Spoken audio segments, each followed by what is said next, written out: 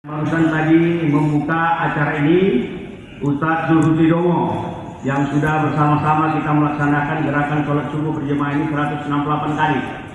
Kemudian juga saya hormati rekan-rekan Forkopimda, hadir di sini Pak Kajati, hadir juga Pak Ketua Pengadilan Tinggi Agama, Ketua OJK, kemudian juga Abang Da Ahmad dari DPR RI, dan seluruh Bapak Ibu alim ulama, tokoh masyarakat, tokoh wanita, tokoh pemuda yang mohon maaf dengan tidak mengurangi rasa hormat saya, tidak mampu saya sapa secara satu persatu. Insya Allah semua dimuliakan Allah SWT. Amin ya rabbal alamin. Pertama tentu dengan tiada henti kita mengucap syukur kepada Allah SWT, dan hingga subuh hari ini kita masih diberikan kesehatan dan kekuatan sehingga bisa hadir di tempat yang mulia dan di waktu yang mulia ini. Saya selalu mengulang-ulang ini kenapa? Untuk mengingatkan diri saya dan mengingatkan kita semua.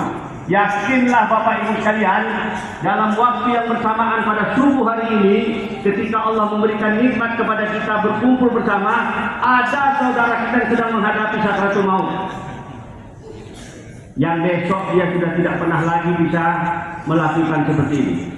Itu sebabnya kenapa ini harus selalu diingatkan, supaya kita sadar bahwa kita pada akhirnya juga akan menuju ke sana.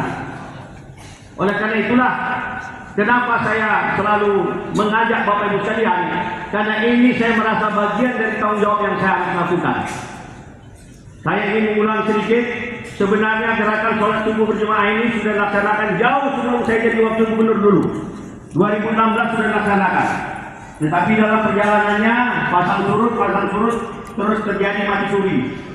Kemudian pada akhirnya pada 2019 ketika saya mulai menjadi wakil gubernur, saya mengajak kembali bersama Ustadz Zulhudi Dongo, karena beliau termasuk salah satu yang dulu menggagas gerakan sholat subuh berjamaah ini. Dan baru sebentar kita laksanakan, datanglah COVID. Pada saat COVID ada instruksi dari pemerintah untuk sementara bagi yang usianya rentan terhadap penyakit, sholat di rumah. Bagi yang sehat silakan di masjid, tetapi diatur jaraknya.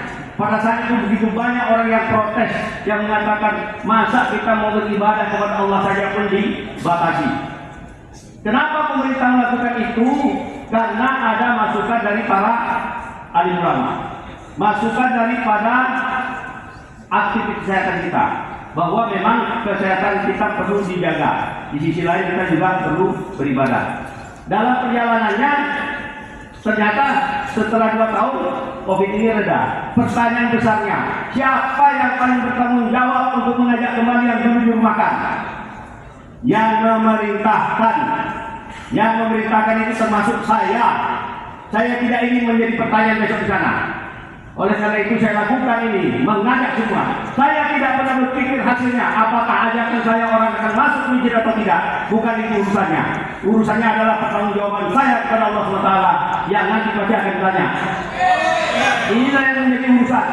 Itu sebabnya kenapa kita melaksanakan, dan kita sudah melaksanakan gerakan sholat subuh berjemaah ini hampir di seluruh wilayah Provinsi Riau. Minggu lalu kami melaksanakan di Kuansi.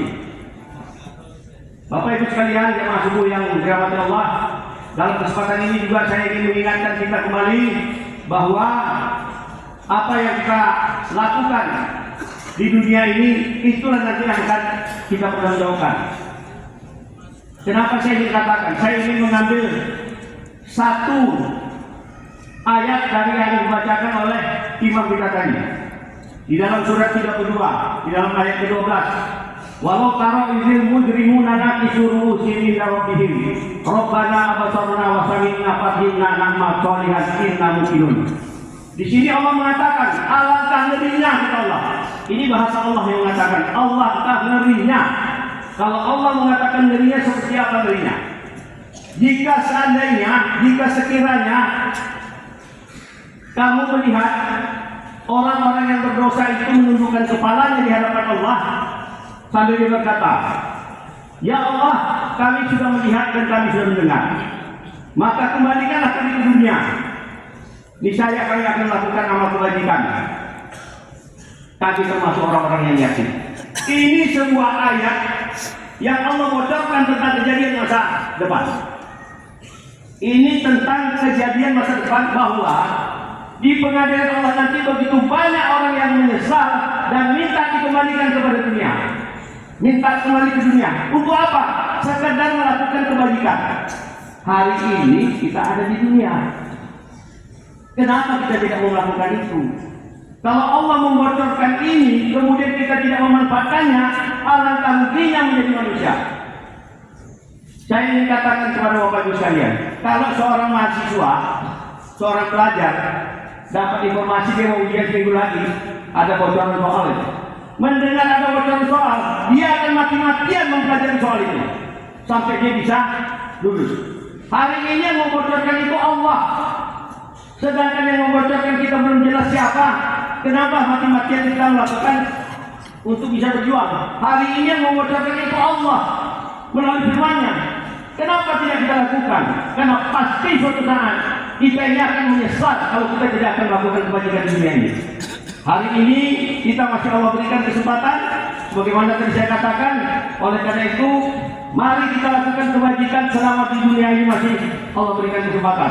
Nanti kita akan mendapatkan nasihat banyak dari guru kita terhadap apa yang harus kita lakukan mengisi kehidupan ini. Saya kira mungkin ini pengantar saya. Mudah-mudahan nanti ilmu yang kita dapatkan dari beliau bisa menambah kemauan kita untuk kita bisa mengisi kehidupan dunia ini supaya tidak menjadi orang yang merugi. Terima kasih atas segala perhatian. Membeli keripik di pasar bawah, naik sepeda lalu terjatuh.